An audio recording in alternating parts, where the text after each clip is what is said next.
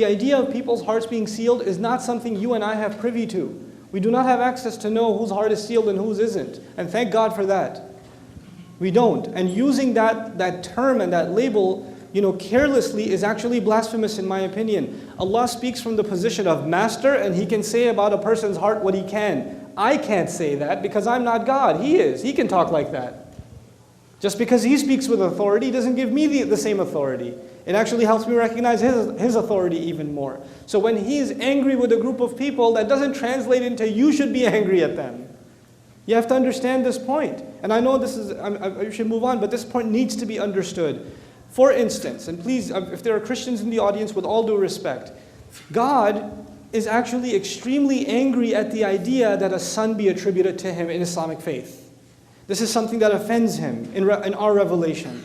And in Surah Maryam, it comes to its climax. تَكَادُ السَّمَاوَاتُ وَالْأَرْضِ يَتَفَطَّرْنَ. The skies and the earth are about to tear open when it's said that the most merciful, the loving, has taken a son. So He's extremely angry, bottom line, in the Quran, at who apparently? Christians, right? And yet the Christians, who according to Him are saying this, and it's a big deal to Him that this shouldn't be said, they come to visit the Messenger of Allah sallallahu alaihi wasallam. They come to visit the Prophet Muhammad in the city of Medina, and they're there to discuss faith with him because they've heard he's made claims to prophethood. So where do they stay? Where do they stay? Anybody know? The Mosque of the Prophet. And where do they pray to Christ? Where are they told by divine decree to pray? At the mosque. They perform Christian prayers inside the mosque. And yet we have revelation already. Makki Surah, Surah Maryam, we already have revelation that this angers God. But Allah He has the right to be angry at what He has a right to be angry with. His anger does not translate into my anger. We're still supposed to be the best we possibly can be. They're still our brothers and sisters in humanity. A lot of times Muslims don't know where to draw the line. They take Allah's authority from the Quran and make it their authority. What do you think you're doing? He speaks from His position of authority. We have to read the Quran as slaves, not as masters, not as judges of others.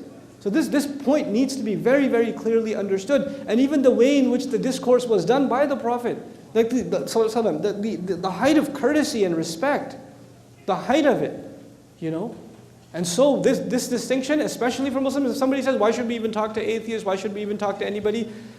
First of all, I know what you mean by talking. You want to go and debate with them. Don't debate with people, I told you already. Stop that. Go get some pizza with them. Do that, okay? Go, just play some basketball or whatever. And you have a friend who doesn't believe in God, fine. He's not evil. He's not evil. He doesn't have two invisible horns on the side and a tail in the back and a pitchfork or whatever. It's just because he's an atheist, he's a human being. He's a dignified human being. Every human being has dignity. You don't know how they can turn around. You just don't know. And you're not just constantly there to preach to people. You have to be a decent human being to people first.